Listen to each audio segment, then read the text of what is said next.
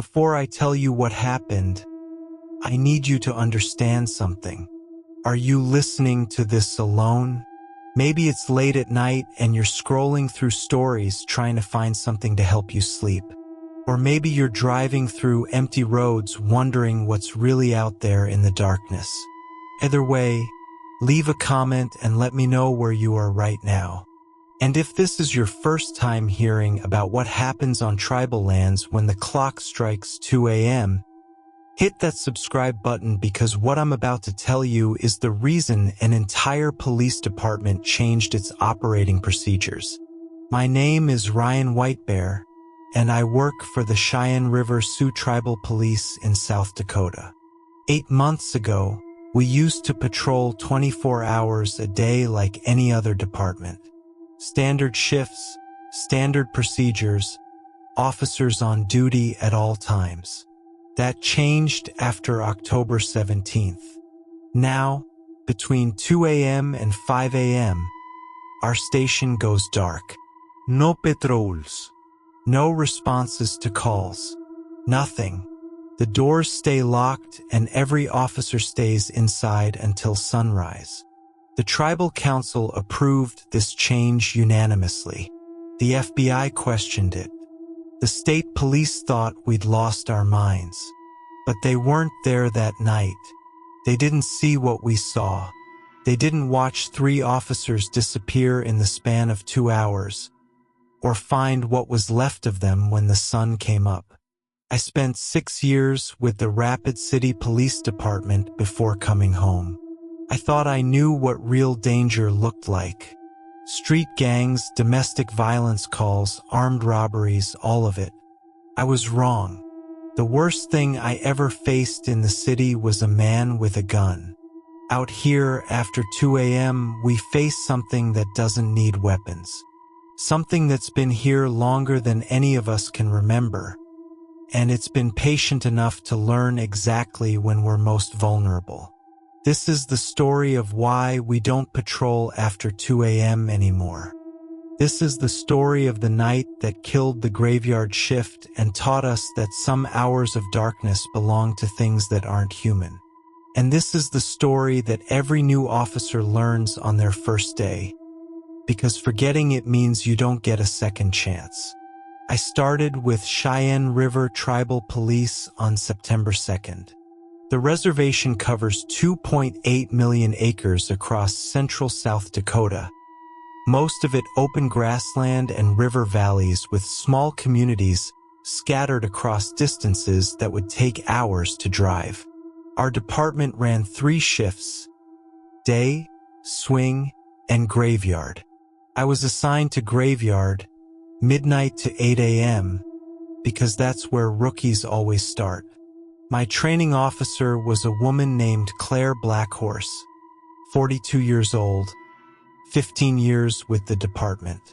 She had the kind of calm presence that made you feel safe even when things went sideways. On my first night, she met me in the parking lot at 11:45 p.m. "Have you ever worked nights before?" she asked. 6 months in Rapid City. I'm used to the weird hours. This isn't a weird city. Out here, nights are different. You'll see. She handed me a laminated card. Every officer carries this. Read it before we start patrolling. The card had a list typed on it, simple and direct.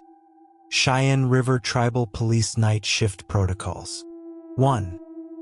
Between 2 a.m. and 5 a.m., maintain constant radio contact. Check in every 15 minutes without fail. 2. If you see someone walking alone on the roads after 2 a.m., observe from a distance but do not stop to offer assistance unless they flag you down. 3. If your headlights illuminate eyes that reflect red instead of normal animal eyeshine, turn around immediately. 4. Do not investigate abandoned vehicles found between 2 a.m. and 5 a.m. Mark location and return after sunrise. 5. If you hear drumming that doesn't come from any visible source, return to the station immediately. 6. Never turn off your vehicle engine during these hours. If your car dies, stay inside and call for backup. 7. If dispatch cannot reach you for more than 30 minutes during these hours, backup will not be sent until after 5 a.m. I read it twice, then looked at Claire. Is this serious? These are actual protocols? They became official protocols 3 years ago after we lost 2 officers. Before that, they were just warnings the old-timers gave rookies. Nobody took them seriously until people started dying. What happened 3 years ago? Claire started the engine of our patrol unit. You'll learn the story eventually. Everyone does. But first, you need to experience a few night shifts. You need to feel what I'm talking about. Then the protocols will make sense. We pulled out of the station at midnight exactly. The reservation stretched out before us, vast and empty under a sky filled with more stars than I'd seen since I was a kid. No light pollution out here, just pure darkness broken occasionally by distant ranch lights or the glow of a small community. What's our patrol route? I asked. We cover the northern sector, about 300 square miles. 6 small communities, maybe 800 people total. Most of them are in bed by 10 p.m. We'll probably see 3, maybe 4 cars all night. This isn't Rapid City. Out here, if you see someone on the road at 3 a.m., there's usually a reason, and it's usually not good. We drove in silence for a while, following Highway 63 north toward Cherry Creek. The landscape was hypnotic in its emptiness. Rolling grassland, occasional clusters of trees marking creek beds, and always that enormous sky pressing down on everything. Claire, I said, those protocols, Protocol 7, why wouldn't you send backup if an officer goes silent? She didn't answer immediately. When she did, her voice was careful, measured. Because between 2 and 5 a.m., if an officer goes completely silent for 30 minutes, they're already gone. And sending more officers into the same situation just means more people disappear. It's a hard rule, but it's kept the rest of us alive. We wait for sunrise, then we search. That's how it works now. That's insane. You're saying you just abandon an officer? I'm saying we learned that trying to rescue someone during those hours gets more people killed. The hard way, the expensive way, with funerals and grieving families. She glanced at me. You'll understand soon enough. Just follow the protocols exactly as written. Don't improvise. Don't be a hero. And whatever you do, don't ignore what your instincts tell you after 2 a.m. My first 5 nights were uneventful. We responded to one domestic disturbance call around 1 a.m., checked on a few ranches where motion sensors had been triggered by wildlife, and spent most of our time just driving the empty roads. But I noticed things. Small things that accumulated into an understanding of what Claire meant. After 2 a.m., the radio traffic changed. Officers became more terse, more focused. The casual conversation that happened earlier in the shift stopped completely. Everyone checked in precisely every 15 minutes, no exceptions. I heard the tension in their voices even when nothing was happening. The landscape itself felt different after 2 a.m. I know that sounds ridiculous, like I'm inventing feelings to match expectations, but I'm telling you the truth. The darkness became heavier somehow. The distances between communities felt longer. And the silence, when we'd stop to check something, was absolute in a way that made my ears ring. On my fourth night, around 2:30 a.m., we passed a pickup truck parked on the shoulder of Highway 212. It was an older Ford, lights off, no sign of anyone around it. "Should we check that out?" I asked. Claire slowed but didn't stop. "What's protocol for?" "Don't investigate abandoned vehicles found between 2 and 5 a.m., right? We'll mark the location and check it after sunrise. If someone's broken down, they either found a ride already or they're smart enough to stay in their vehicle until daylight. What if they're hurt? What if they need help? Then they'll still need help in 3 hours, and we'll be safer providing it in daylight." She radioed in the location and kept driving. "I know it feels wrong. Trust me, I struggled with this too when I was new. But Ryan, there's a reason these protocols exist.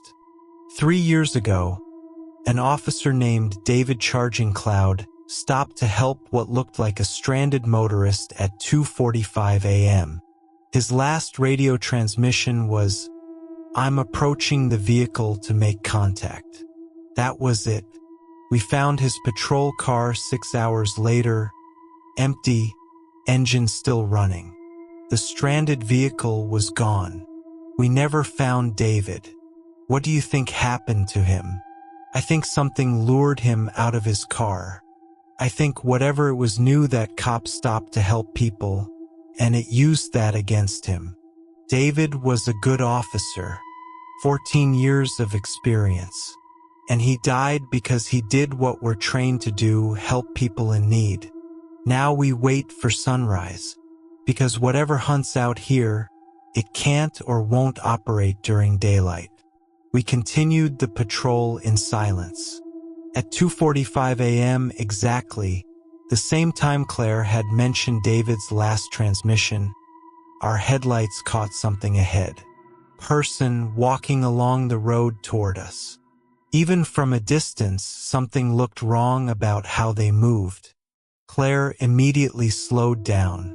"Watch this carefully." As we got closer, I could see it was a man, or at least man-shaped. He was walking with a strange gait, too smooth, like his legs weren't quite bending at the right places. He didn't turn to look at our lights, even though we must have been visible for half a mile. "We're not stopping," Claire said quietly. "He might need help." Protocol 2. We observe from a distance. If he flags us down, we'll help. Otherwise, we keep moving. We passed within 20 feet of the figure. As we did, he turned his head to watch us. In the split second our lights hit his face, I saw his eyes. They reflected red in our headlights. Not the green or yellow of normal eyeshine, but deep crimson red.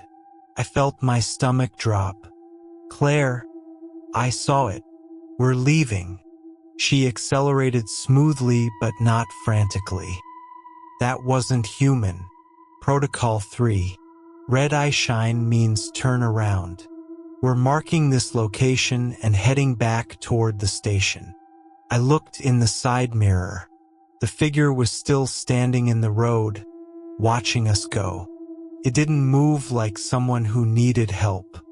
It moved like something that was deciding whether to follow us. What was that? My voice came out shakier than I wanted. That's what we don't patrol after 2 a.m. to avoid. That's one of them. The things that live out here. The things that the elders warned about for generations before we ever wore badges. Now do you understand why the protocols exist? I did. Finally, I really did. But my education had only just begun.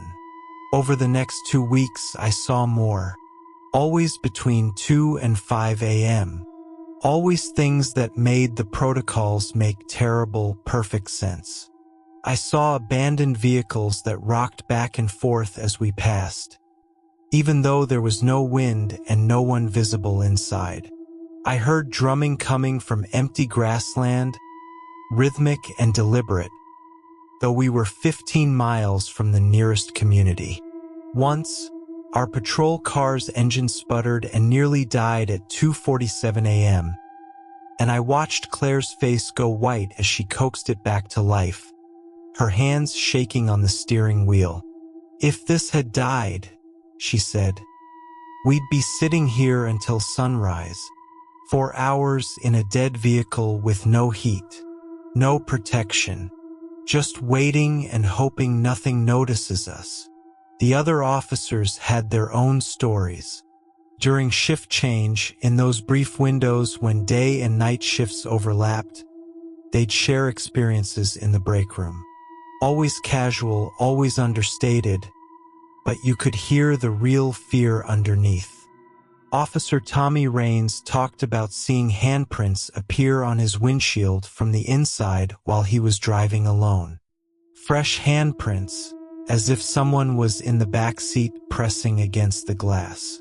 But when he looked back, no one was there.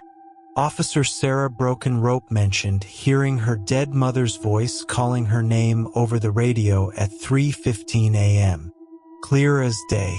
But when she responded, dispatch said they'd sent no traffic and heard no voice. Lieutenant James Red Owl, who'd been with the department 20 years, told me directly one morning, "The hours between 2 and 5 a.m., that's their time. The elders call them the wandering hours. The time when things that don't belong in daylight come out to walk the land. We used to think we could police those hours like any other. We were wrong. We paid in blood to learn that lesson." "What are they?" I asked him. "Spirits? Demons? Something else? I don't know, and I've stopped trying to figure it out.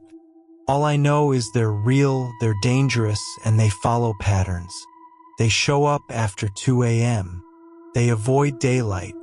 They can look like humans, but they're not. And if you engage with them, if you stop to help them or chase them or investigate them, they'll take you. That's all I need to know to stay alive."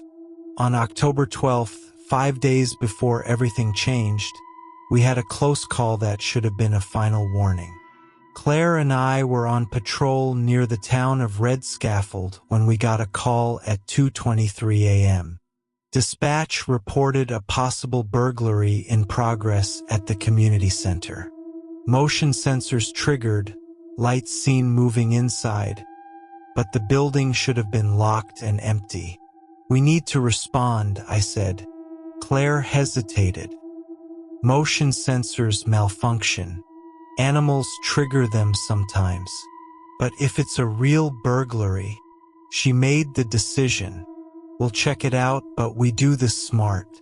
We stay together, we keep the vehicle running, and if anything feels wrong, we leave immediately and come back at sunrise." Agreed. We arrived at the community center at 2:31 a.m. It was a single-story building, maybe 40 years old, sitting alone at the edge of Red Scaffold with empty grassland on 3 sides. The lights were off, but as we pulled up, I could see movement through one of the windows. Someone was definitely inside. Claire radioed it in. "Dispatch, we're 10 to 97 at Red Scaffold Community Center. Confirming movement inside. Approaching to investigate. We got out of the vehicle but left it running, as protocol demanded. The front door was locked.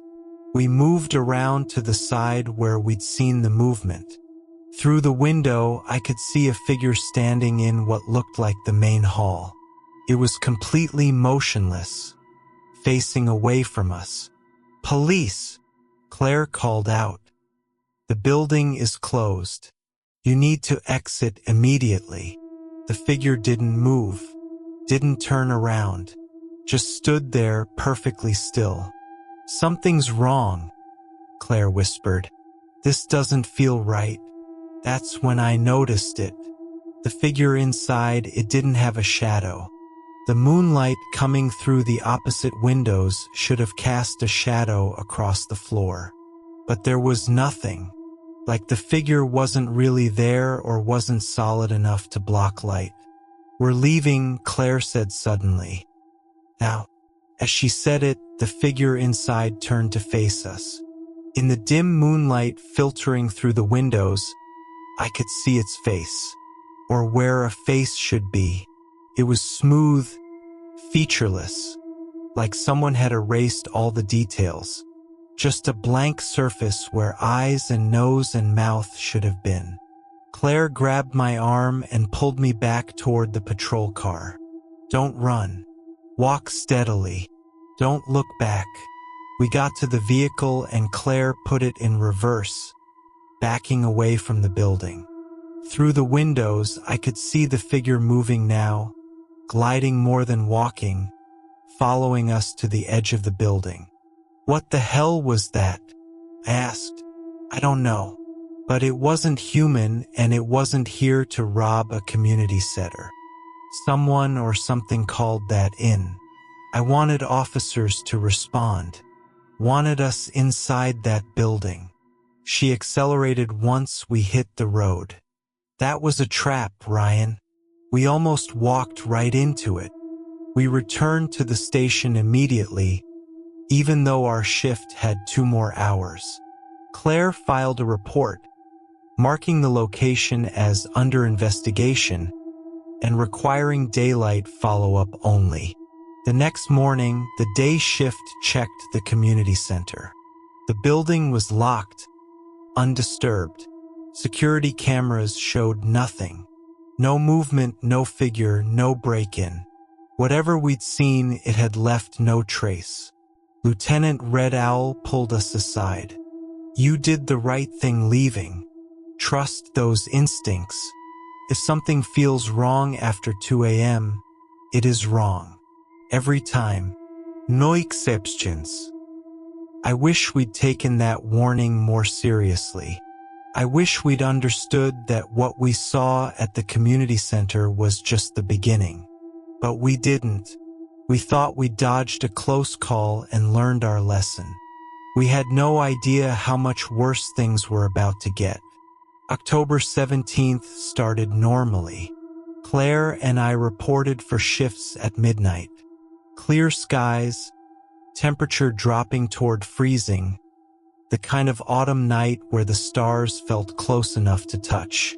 We did our standard patrol route, checking the communities in our sector, responding to one call about suspicious sounds near a ranch that turned out to be cattle. At 1:47 a.m., we were heading back north on Highway 63 when dispatch called all units. "All units, be advised. We have multiple 911 calls reporting a missing person. Elderly male, Leonard walks far, age 73, walked away from his home in Swift Bird approximately 1 hour ago. The family states he has dementia and has wandered off before. Last seen wearing blue pajamas and slippers. All units, please respond." Claire and I were closest. Unit 7 responding.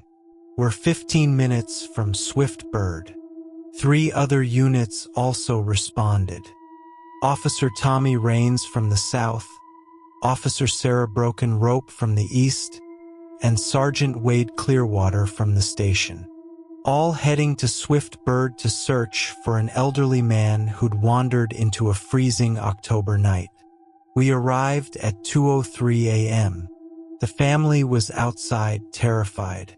Leonard's daughter told us he'd gotten confused and walked out the back door. They'd realized he was gone maybe 45 minutes ago and had been searching the immediate area before calling 911. "He can't have gone far," she said. "He gets tired easily. Please find him before he freezes." Lieutenant Red Owl, who was monitoring from the station, came over the radio. "All units, I know this is a high priority, but I need everyone to be aware. It's now past 2 a.m. Follow protocols. Stay in pairs, maintain radio contact, and if you find him, bring him back to the family home immediately. Do not stop to investigate anything else. Get him safe and get yourselves back. We spread out in 4 directions, each unit taking a different quadrant around the house. Claire and I went west toward open grassland. We drove slowly, spotlight scanning, calling Leonard's name. At 2:24 a.m., Officer Rains called in. I've got eyes on him. He's about half a mile south of the residence, walking toward the river. I'm approaching now. Copy that, Lieutenant Red Owl responded. Retrieve him and return. Everyone else stand by. We waited. Claire turned the vehicle around, ready to head back to the house. 2 minutes passed, then 5. At 2:31 a.m., Lieutenant Red Owl called Tommy. Unit 4, status update? No response. Unit 4, respond please. Silence. Claire's hands tightened on the steering wheel. That's not good. Unit 4, this is Lieutenant Red Owl. Respond immediately. Nothing. All units, we have a possible situation with Unit 4. Sergeant Clearwater, proceed to the last known location. All other units continue searching for Leonard Walks Far, but maintain extreme caution. Sergeant Clearwater responded that he was en route. Sarah Broken Rope confirmed she was heading toward the south quadrant. Claire and I stayed in position, listening to the radio traffic, hoping Tommy would respond. He didn't. At 2:44 a.m., Sergeant Clearwater found Tommy's patrol car. I've got Unit 4's vehicle. It's empty. Engine running, driver's door open. Spotlight is still on. No sign of Tommy or Leonard. My blood turned cold. This was exactly what had happened to David Charging Cloud 3 years ago. Found his vehicle empty, engine running, officer gone. Sergeant, search the immediate area but stay near your vehicle, Lieutenant Red Owl ordered. Do not venture more than 50 feet from your car. While Sergeant Clearwater searched, Sarah Broken Rope called in. Lieutenant, I found tracks. 2 sets. One is barefoot, small, probably Leonard in his slippers. The other set starts out as normal boot prints, probably Tommy, but then they change. They get bigger and the spacing gets longer, like whoever was walking changed their gait or grew larger. The tracks head east toward the river. Do not follow those tracks. Lieutenant Red Owl's voice was sharp. Return to your vehicle immediately. Copy. Heading back now. At 2:51 a.m., Sergeant Clearwater made a discovery. Lieutenant, I found Tommy's flashlight. It's about 30 feet from his vehicle, lying in the grass. Still on. There's blood on the handle. Leave it. Get back to your vehicle and return to the station. All units cease search operations. Return to the station immediately. What about Leonard? Sarah asked. What about Tommy? We've lost 1 officer. I'm not losing more. Everyone returns to the station now. That's an order. We'll resume searching at sunrise with full daylight protocols. The radio went silent for a moment. Then Sarah came back on, her voice strained. Lieutenant, I can hear the drumming. It's coming from the direction of the river. It's getting louder. Get out of there now, Sarah. Do not investigate that sound. Drive away immediately. Copy. Her transmission cut off mid-word. Unit 6, respond. Sarah, do you copy? No response. Claire was already driving, heading back toward the station. This is bad. This is really bad.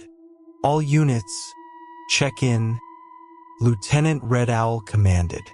Unit 7, we're heading back to the station, Claire responded. Unit 3, returning now, Sergeant Clearwater confirmed. Unit 6, respond immediately. Silence. Sarah, if you can hear this, get in your vehicle and drive to the station. Do not stop for anything. At 3:03 a.m., as we were driving back, we passed something that made Claire slam on the brakes. Standing in the middle of the road was a figure. In the split second before she could swerve around it, I saw it clearly. It was wearing Tommy Rain's uniform, but the face wasn't Tommy's face. It was too long, too pale, with eyes that reflected red in our headlights. And it was smiling with a mouth that had too many teeth. Claire didn't slow down. She drove straight at it, and at the last possible second, the thing moved aside with impossible speed. We passed so close I could have touched it through the window. Was that Tommy? I asked, knowing the answer. No, that was something wearing what used to be Tommy. Don't think about it. Just be grateful we're moving fast and have a running engine. We made it back to the station at 3:18 a.m. Sergeant Clearwater arrived 2 minutes later. We locked the doors and waited for Sarah. She never came. At 5:03 a.m., as the sky began to lighten, Lieutenant Red Owl organized a search party. We found Tommy Rain's patrol car exactly where Sergeant Clearwater had reported it. We found his flashlight with blood on the handle. We found tracks that told an impossible story of something changing shape as it walked. We found Sarah Broken Rope's vehicle 3 miles away. Engine dead, driver's door torn completely off the hinges. What happened on October 17th cannot happen again, he said. His voice was steady, but his eyes were haunted. We lost 2 officers and failed to save a civilian because we tried to enforce normal police procedures during hours that aren't normal. This has to change. He laid out the new policy. Between 2 a.m. and 5 a.m., the station would go into lockdown. All officers on duty would remain inside. No patrols.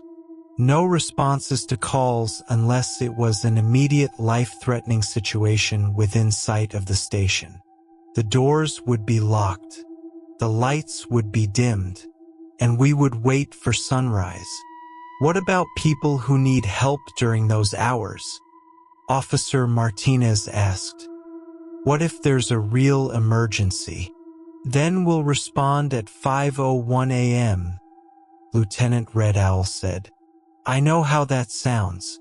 I know we're supposed to be available 24/7, but we've learned the hard way that for some hours, we're the ones who need protection.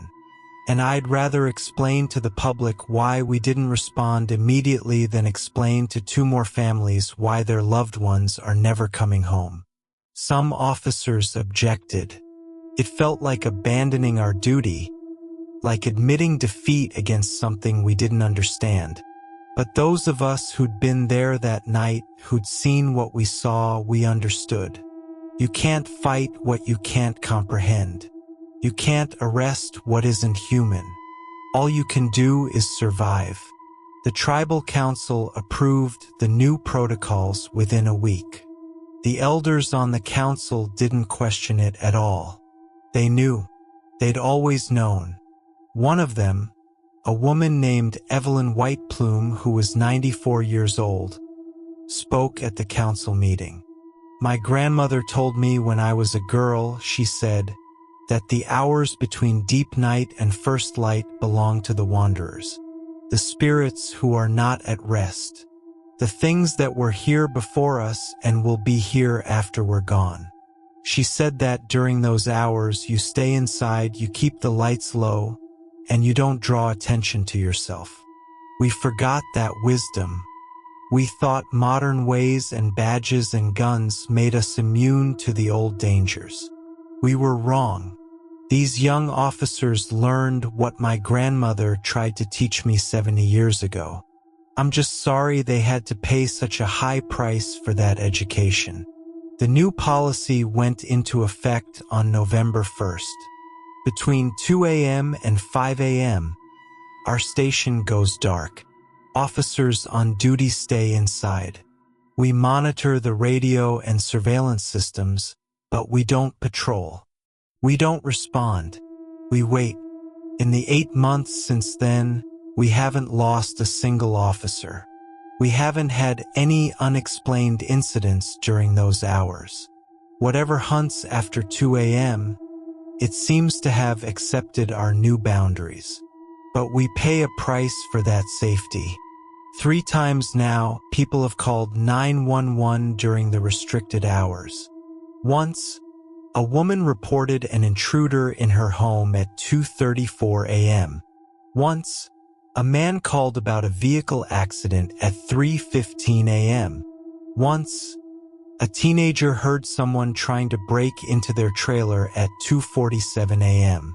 We told them we'd respond at sunrise.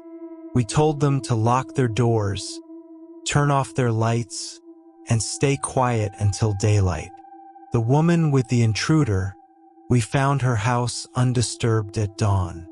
No signs of forced entry. No evidence anyone had been there.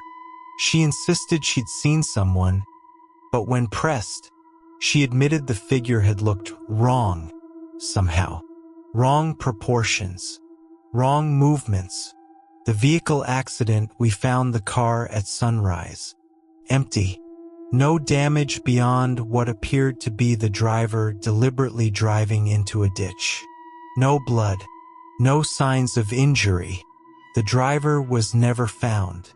But his family said he'd been acting strange for days, talking about voices calling to him from empty fields.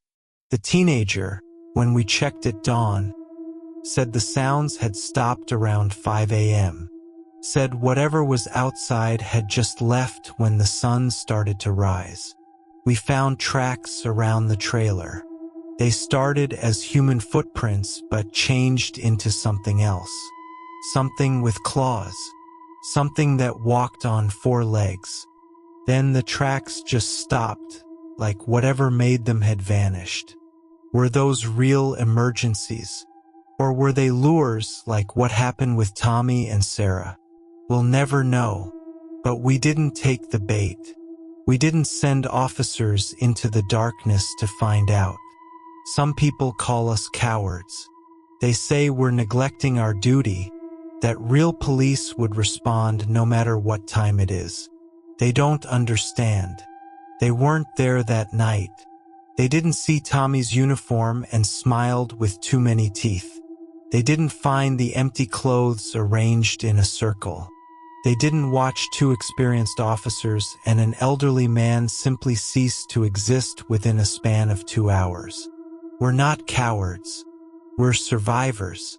And we've learned that some things are more important than pride or duty. Like staying alive. Like making sure we're around to protect people during the hours when protection actually means something. I still think about Tommy and Sarah every day. I think about that night, about the decisions we made, about whether there was anything we could have done differently. Claire thinks about it too. We don't talk about it much, but I can see it in her eyes during shift changes, when 2 a.m. approaches and we all start moving toward the station's interior, away from the windows, away from the doors. The families deserve answers we can't give them. Tommy's wife asked me once, about 3 months after it happened, what really took my husband? I know the official report says he's missing, possibly deceased. But you were there. You saw something. Please, I need to know. Couldn't tell her. How do you explain to someone that their husband was taken by something that doesn't exist in the daylight world? That the last time we saw anything resembling him, it was something else wearing his face like a mask? That there's no body to bury because whatever happened to him isn't something that leaves bodies behind? I told her I was sorry, that we'd done everything we could, that her husband died doing his job, trying to save someone. It wasn't enough. It'll never be enough. But it was all I could give her. The station is different now during those hours. Between 2 and 5 a.m., we keep all the curtains drawn. We dim the interior lights to just enough to see by. We speak in quiet voices. And we listen to the radio, monitoring the automated systems and surveillance cameras, hoping nothing triggers them. Sometimes things do trigger them. Motion sensors going off at empty locations. Surveillance cameras catching movements that don't make sense. Radio static that sounds almost like words if you listen long enough. Last month, on a night when I was on duty during the lockdown hours, one of our traffic cameras captured something. The camera is positioned on Highway 63, monitoring a stretch of road about 10 miles north of the station. At 2:47 a.m., it recorded a figure walking down the center line of the highway. The figure was tall, too tall, maybe 7 or 8 feet. It moved with that wrong gait we'd all learned to recognize. Too smooth, too fluid, like it was gliding rather than walking. And every few seconds, it would stop and turn its head, as if it was listening for something or looking for something. The camera has a zoom function. Against my better judgment, I zoomed in to see it more clearly. It was wearing clothes, human clothes, a police uniform. And even though the image was grainy, even though the lighting was poor, I recognized the uniform style. It was ours. Cheyenne River Tribal Police. The same uniform I was wearing at that moment. I watched for 5 minutes as the figure walked down the highway, heading south toward our station. It moved with purpose, like it knew exactly where it was going. My hands started shaking. I thought about Tommy, about the thing that had worn his uniform. I thought about Sarah, about the clothing found folded and empty. At 2:53 a.m., another camera picked it up, closer now. Maybe 5 miles from the station. Still walking, still heading toward us. I could see its face more clearly in this camera. It was pale, almost luminous in the darkness. The features were blurred, indistinct, like someone had smudged a photograph. I radioed Lieutenant Red Owl, who was also on duty. "Sir, I've got something on the traffic cameras. You need to see this." He came to the monitor room and watched in silence as the figure continued its approach. "How far out is it?" "About 5 miles. Just walking straight toward us." "What time is it?" 2:56 a.m. "All right." We lock down completely. No one goes near the doors or windows. We turn off all exterior lights. And we wait. He made the announcement. The handful of officers on duty that night, we all moved to the interior offices, away from any external access. We turned off the exterior lights, making the station as dark and uninviting as possible. And we waited. At 3:14 a.m., our motion sensors around the station perimeter started triggering. Something was circling the building, walking around it slowly, methodically, testing for entry points maybe, or just making its presence known. We watched on the security cameras as a tall figure moved through the parking lot, past our patrol vehicles around the building. It never tried the doors, never approached the windows, just circled over and over for nearly 20 minutes. At 3:33 a.m., it stopped directly in front of the main entrance. It stood there, facing the door, absolutely motionless. Just standing and staring at a building it couldn't enter, at officers it couldn't reach. I was watching the monitor when it turned its head directly toward the camera. For just a moment, its face came into focus, and I saw recognition in those eyes. It knew we were watching. It wanted us to know it was there. Then it smiled. That same smile of too many teeth that I'd seen on the thing wearing Tommy's uniform. And it raised one hand and waved. At 5:01 a.m., exactly as the sun was beginning to lighten the eastern sky, it walked away. Back north, the same direction it had come from. Moving with that wrong, gliding gait. Within 5 minutes, it had disappeared from our camera range. We checked the exterior when full daylight came. There were footprints in the dust of the parking lot. They circled the building exactly as we'd seen on the cameras. But halfway around, the footprints changed. They went from boot prints to something else. Something with claws. Something that walked on 4 legs. Then the tracks just stopped. Like whatever made them had simply ceased to exist or had lifted into the air. We never saw it again, but we all knew what it had been. It was a reminder, a message, that they were still out there, that they knew where we were, and that the only thing keeping us safe was our refusal to come out during their hours. The boundaries held. As long as we respected the 2 a.m. to 5 a.m. lockdown, we were safe. The moment we violated it, the moment we sent officers back into the darkness during those hours, we'd be offering them more prey. And they were patient enough to wait for us to make that mistake. 8 months have passed since October 17th. The department has adapted to the new normal.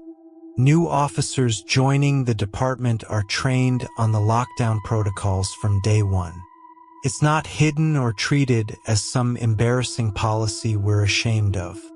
It's standard procedure now, as basic as how to fill out an incident report. The public has adapted too, mostly. People know that if they need police between 2 and 5 a.m., they'll have to wait until sunrise or call the county sheriff, whose jurisdiction overlaps ours and who have no such restrictions. The county sheriff's department thinks we're paranoid. They've offered to cover our area during those hours. We've warned them not to. Lieutenant Red Owl met with their sheriff and explained, as much as could be explained, why our protocols exist. The sheriff listened politely and then said, "With all due respect, Lieutenant, we can't just abandon 3 hours of service because of some unexplained incidents. Our officers are trained professionals. We'll cover your territory." They started sending patrols through our area during the restricted hours about 3 months ago. First, nothing happened. Their officers would drive through, check on things, report that everything was quiet. They started making jokes about it, calling it Ghost Patrol, and laughing about superstitious tribal cops. Then, 6 weeks ago, one of their deputies went missing. Deputy Carson Miller, 34 years old, 12-year veteran. He was patrolling Highway 63 at 2:45 a.m. when he radioed in that he was stopping to check on an abandoned vehicle. That was his last transmission. They found his patrol car 3 hours later, engine running, driver's door open. No sign of Deputy Miller. The county sheriff's department searched for 2 weeks. The FBI got involved again. Search and rescue teams combed hundreds of square miles. They found nothing. Nobody. No evidence of what happened. Just another officer who vanished during those hours in our territory. After that, the county sheriff quietly stopped sending patrols through our area after 2 a.m. They never officially acknowledged why. but their officers stopped joking about ghost patrol. We're not the only department dealing with this. I've heard through informal channels that other tribal police departments have similar policies, though they don't advertise it. Pine Ridge in South Dakota has restricted hours. Standing Rock has areas they won't patrol at night at all. Across the country, on reservations and tribal lands, there are unspoken understandings about what hunts in the darkness and how to survive it. The elders tell us these things have always been here, that the legends about night walkers and shapeshifters and spirits that wear human faces, they're not metaphors or cautionary tales. They're field guides, survival manuals passed down through generations because our ancestors learned the hard way what we're learning now. Claire says that maybe we should be grateful that whatever these things are, they follow patterns. They're bound by some kind of rules, even if we don't fully understand them. They're active after 2 a.m. but retreat at sunrise. They can't or won't enter buildings without invitation. They hunt on open land but seem to avoid heavily populated areas. It could be worse, she told me last week. Imagine if they could come out anytime. Imagine if they could break into homes. Imagine if they weren't bound by anything. At least we've figured out how to coexist. It's not perfect, but it's keeping us alive. She's right, but it still bothers me that coexistence means surrendering 3 hours every night. It means accepting that we can't help people during that time. It means knowing that if something happens after 2 a.m., we're choosing our own safety over someone who might need us. Last week, we got a call at 2:37 a.m. A woman named Carol Hawk calling from her home about 15 miles north of the station. She was whispering into the phone, terrified. "There's someone outside my house," she said. "They've been walking around the property for the last hour. They keep coming to the windows and looking in. Please send someone." The dispatcher followed protocol. "Ma'am, we can't send officers until 5 a.m. Lock all your doors and windows. Turn off all your lights. Don't respond if they knock or call your name. Stay quiet and stay inside until sunrise." But they're right outside. They're trying the door handles. "Please, I have my grandchildren here. They're only 6 and 8. Please help us." "Ma'am, I understand you're frightened, but the safest thing for you is to follow the instructions I gave you. Do not go outside. Do not open the door. Stay quiet and wait for sunrise. We'll have officers there at 5:01 a.m. The call lasted 15 minutes. Carol crying, begging, describing what she was seeing outside her windows. Figures that were too tall, too thin, moving in ways that weren't right. Faces pressed against the glass that looked almost human but not quite. At 5:15 a.m., Claire and I drove to Carol's house. We found the family safe but traumatized. The children were still crying. Carol looked like she'd aged 10 years in one night. They were here, she said, right outside, all night long. Why didn't you come? Why didn't you help us? We're here now, Claire said gently. You and your grandchildren are safe. That's what matters. But what were those things? What did I see? Claire didn't answer that question. Neither did I. What could we say? That she'd seen exactly what she thought she saw? That those things are real and they were testing her doors and windows, seeing if she'd break and let them in? We checked the perimeter of her property. There were tracks everywhere, dozens of them. They circled the house, clustered near the doors and windows. Some were human-shaped footprints. Some were animal tracks. Many transitioned from one to the other mid-stride, and scratched into the dirt near her front door was a symbol. The same symbol we'd found the night Tommy and Sarah disappeared. We called Lieutenant Red Owl immediately. He came out with a medicine man who performed a cleansing ceremony and then blessed the entire property. They marked her house, the medicine man said. They're claiming it as a hunting ground. She needs to leave, move somewhere else. They'll come back. Carol and her grandchildren left the reservation 2 days later, went to stay with relatives in Rapid City. She told people she was leaving because of a family emergency, but we knew the real reason. She couldn't stay in a place where things hunted her family at night and the police couldn't respond. I don't blame her for leaving. I think about leaving sometimes too, going back to Rapid City or somewhere even further. Somewhere that doesn't have these restrictions, these boundaries, these things that hunt after 2 a.m. But then I think about Tommy and Sarah. I think about the sacrifice they made unknowingly by trying to help someone. I think about all the people on this reservation who can't just leave, who live here because it's their home, their land, their heritage. Someone has to stay. Someone has to hold the line, even if that line means we hide inside locked buildings for 3 hours every night. Someone has to be here at 5:01 a.m. to respond to the calls that came in during the dark hours. Someone has to document what happens, warn new people, and maintain the protocols that keep as many people safe as possible. That someone might as well be us. 3 weeks ago, something happened that changed my understanding of everything.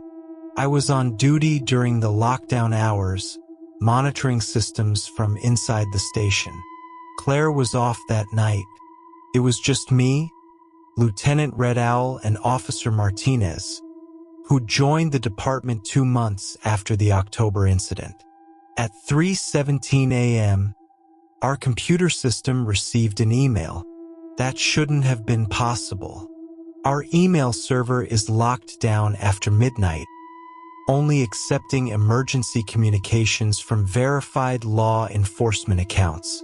But this email came through anyway, bypassing all our security. The sender was listed as trains at Cheyenne River Police Gov, Tommy Rain's old email address, which had been deactivated 8 months ago after his disappearance. The subject line read, "We're still here." I stared at the screen, my heart pounding. This had to be a hack, someone's sick idea of a joke. But when I opened the email, my hands started shaking. The message was simple. They won't let us leave. We're still here. We see you at night. We try to warn you, but they make us do things we don't want to do. Tommy says to tell his girls he's sorry. Sarah says to tell her mom she didn't suffer. Leonard says he just wants to go home. Please help us. Please make them let us go.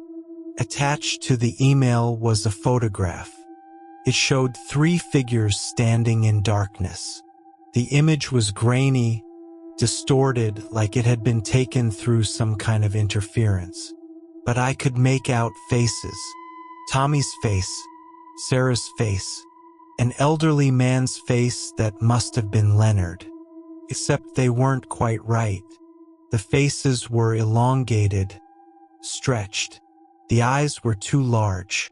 The mouths extended too wide, like someone had taken their features and warped them, twisted them into something that was trying to remain human but couldn't quite maintain the shape. Behind them in the photograph, partially visible in the darkness, were other shapes. Tall shapes, the things that hunted after 2 a.m. And they were holding the 3 figures like puppets on strings, though no strings were visible. Lieutenant Red Owl came to look at the screen. He stared at the image for a long time, his face ashen. "This isn't real," he said. but his voice had no conviction. This is someone trying to mess with us. The email came from Tommy's account.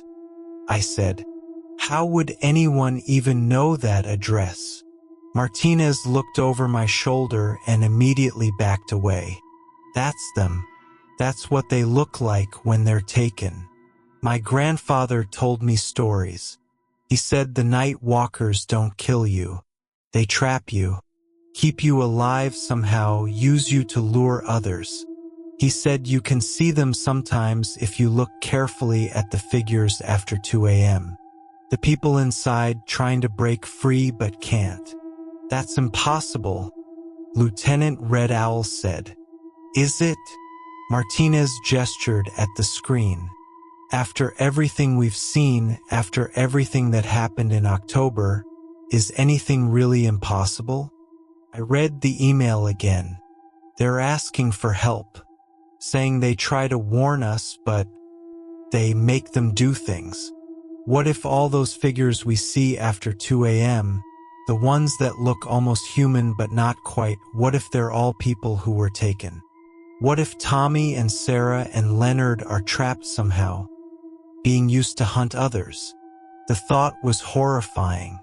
The thing I'd seen wearing Tommy's uniform that night, smiling with too many teeth, what if that was actually Tommy inside, aware and conscious, trapped inside something else and forced to do its bidding? We need to delete this email, Lieutenant Red Owl said. We can't let anyone else see it. It's too disturbing, and there's nothing we can do about it anyway. What if we can do something? I said. What if there's a way to free them? How? We don't even understand what they are or what they want. How would we fight something we can't even define? The email sat there on the screen, accusatory. A plea for help from people we'd failed to save. People who were apparently still conscious somehow, still aware, still suffering. Martinez spoke quietly. My grandfather said there was a way. He said the medicine men knew ceremonies that could release trapped spirits. That if you performed the rites correctly during the right phase of the moon, you could break the bonds that held them. But it required going to where they were taken, going into their territory, and most people who tried never came back. So we'd be trading more lives for people who might already be beyond saving, Lieutenant Red Owl said. Or we'd be freeing them from something worse than death, I countered. We argued about it for an hour. Eventually, Lieutenant Red Owl made a decision. He would consult with the tribal elders and medicine men. If there was a legitimate way to attempt a rescue or release ceremony, we'd consider it. But we wouldn't act impulsively.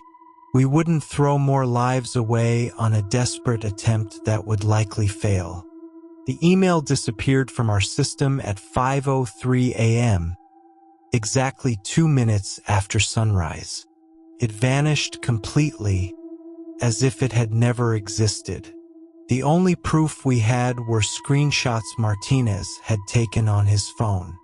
Since then, I've been researching, talking quietly to elders who are willing to speak about these things, learning about ceremonies and rituals that are supposed to protect against the night walkers or free people from their grasp. Most of the elders tell me the same thing. Once you're taken, you're gone. The person you were is destroyed or subsumed into something else. What remains might look like them, might even retain some memories and behaviors, but it's not them anymore. It's a tool being used by something older and more alien than we can understand. But a few elders, the oldest ones who remember stories from their grandparents, they tell me something different. They say that during specific times of year, during certain moon phases, the boundaries weaken.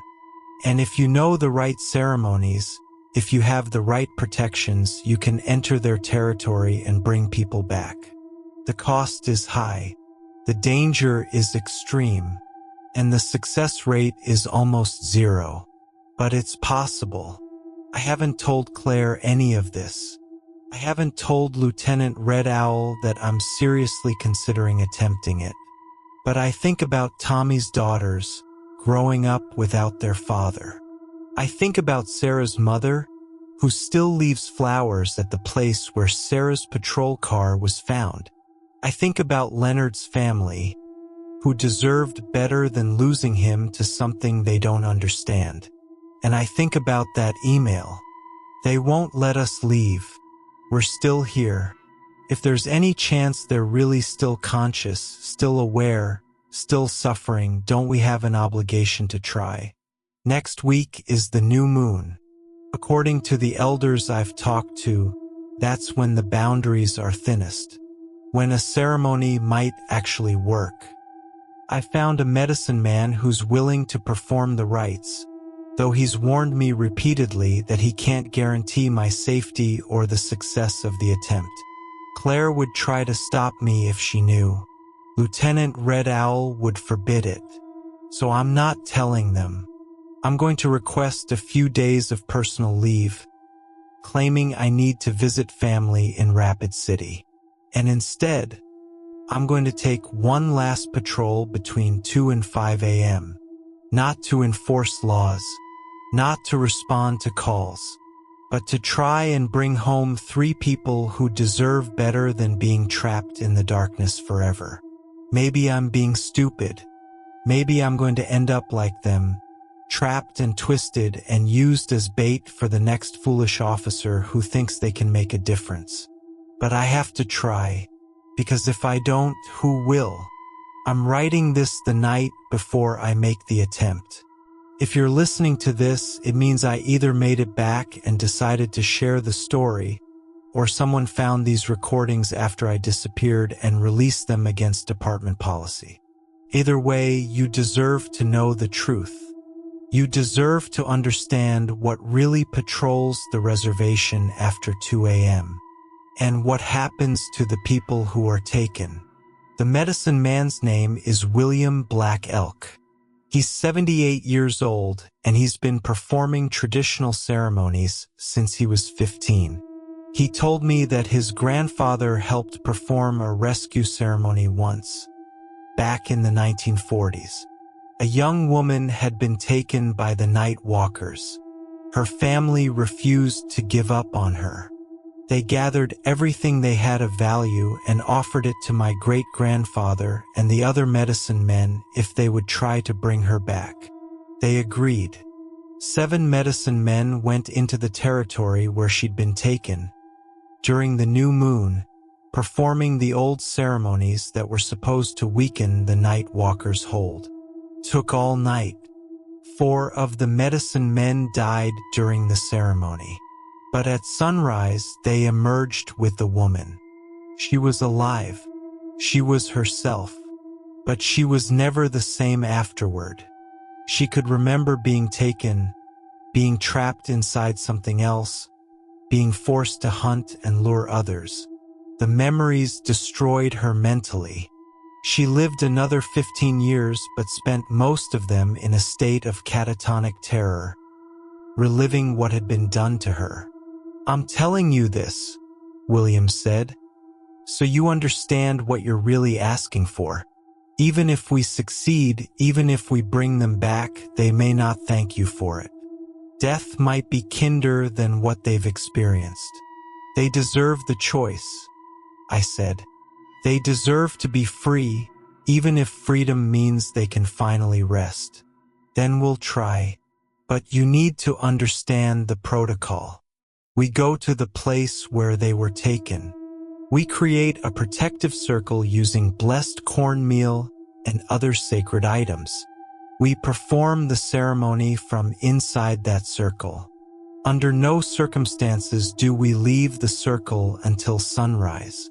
No matter what we see or hear, no matter who or what calls to us, if we leave the circle, we're forfeit. I understand. Do you? Because the night walkers will use everything against us. They'll wear the faces of people we love. They'll speak in voices we recognize. They'll promise anything to get us to step outside the protection. And if we do, even for a moment, we're theirs. I've spent the last week preparing. I've written letters to my family to be delivered if I don't return. I've updated my will. I've said goodbye to people without them knowing it was goodbye. Claire asked me yesterday if something was wrong. "You've been distant," she said. "Distracted.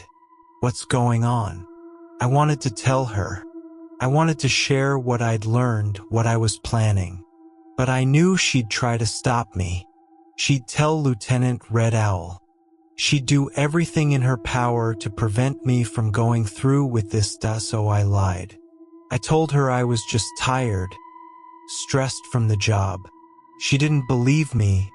I could see it in her eyes. But she didn't push. Claire's good at respecting boundaries, even when she knows something's wrong. Tomorrow night, I'll tell the station I'm taking a few days off. I'll drive to the location where Tommy, Sarah, and Leonard were taken. William will meet me there at 1:30 a.m. We'll have 30 minutes to set up the protective circle and begin the ceremony before 2 a.m. Then we wait, and we perform the rites, and we hope that the old knowledge is strong enough to break the hold the Night Walkers have on 3 people who deserve better. I'm not naive. I know the chances of success are low. I know I'm probably going to die or worse, but I've thought about this constantly since seeing that email. I've imagined Tommy and Sarah and Leonard, trapped and conscious, watching through eyes that aren't their own as their bodies are used to hunt others. I can't live with that knowledge and do nothing. So tomorrow night I'm going to try. I'm going to follow William's instructions exactly. I'm going to stay inside the protective circle no matter what. And I'm going to give 3 people a chance at freedom, even if it costs me everything. If this is my last recording, I want people to know the truth. The things that hunt after 2 a.m. are real. They're dangerous, and they don't kill you. They take you. They trap you inside something else and use you to hunt others. And there might be dozens, maybe hundreds of people trapped like that. People who disappeared over the years, written off as runaways or victims of accidents or crimes. People who are still out there, still conscious, still suffering. The protocols we follow, the 2 a.m. to 5 a.m. lockdown, they keep us safe. But they also mean we abandon people who might still be saved. I don't know if what I'm doing is brave or stupid. Probably stupid. But someone has to try. Someone has to be willing to risk everything for the chance, however small, of bringing people home. Tomorrow, that someone is me. I'm recording this at 6:47 a.m., November 19th. I'm alive. I'm at the station, and I'm not the same person who started this recording yesterday. The ceremony worked. Partially. We brought them back.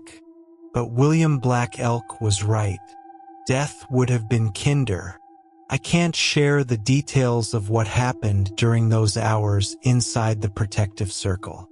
Some things are too sacred to speak about publicly. Some things would destroy the people listening if they fully understood what I witnessed. But I can tell you this. Tommy, Sarah, and Leonard are free now. Their spirits were released from whatever had held them. At sunrise, their bodies simply collapsed, finally at peace. We performed burial ceremonies for them. Real ceremonies with their families present, giving them the closure they deserved. And I learned something that changes everything. The Night Walkers aren't evil in the way we understand evil. They're not demons or monsters. They're what remains of the people who lived on this land thousands of years ago. The ones who were here before any tribe we know of.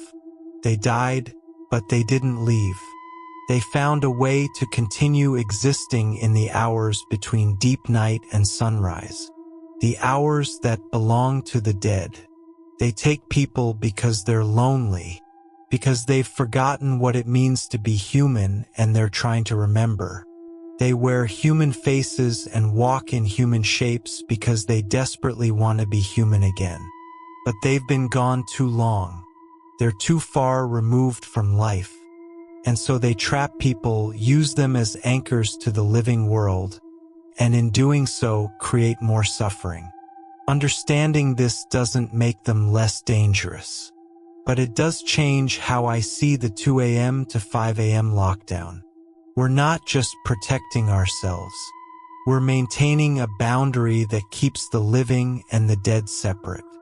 A boundary that's necessary for both sides. I'll never attempt another rescue ceremony. The cost was too high. I saw things that will haunt me forever. I felt the pull of that darkness, the temptation to step outside the circle and join them. But I also gave 3 people their freedom. 3 families got closure. 3 spirits found rest. Was it worth it? I don't know. Ask me again in a year if I'm still sane enough to answer. For now, I'm back on duty, following the protocols, staying inside during the restricted hours, waiting for sunrise every night and being grateful when it comes. We don't patrol after 2 a.m. anymore. And now, more than ever, I understand why that's not cowardice. It's wisdom. It's survival. It's respect for boundaries that existed long before we did and will exist long after we're gone. The night has its hours, and during those hours, we give it the space it demands. Because the alternative is joining those who walk in the darkness forever, hunting and being hunted, trapped between living and dying, never quite either. I've seen that fate. I wouldn't wish it on anyone. So if you're ever on tribal lands, if you're ever driving through the reservation after midnight, remember this. There are hours when the roads belong to something else, when the darkness holds more than just an absence of light. And if you're smart, you'll be inside when 2 a.m. comes. Doors locked, lights low, waiting for sunrise like we do.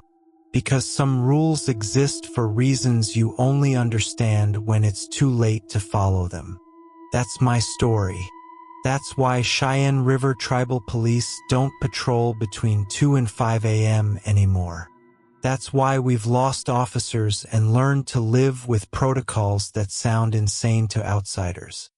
If you work in law enforcement on any tribal lands, you probably know similar stories. Different details, maybe, different entities, but the same understanding that there are things older than our badges, older than our laws, older than our understanding of how the world works. And the only way to coexist with them is through boundaries, through respect, through accepting that some hours belong to them, not to us. If you've experienced something similar, if you know what I'm talking about, share your story in the comments. Maybe together we can map these boundaries, understand these patterns, and help keep more people safe. Stay safe out there. Lock your doors. And whatever you do, don't be outside alone after 2 a.m. because we won't be there to help you. Not until sunrise.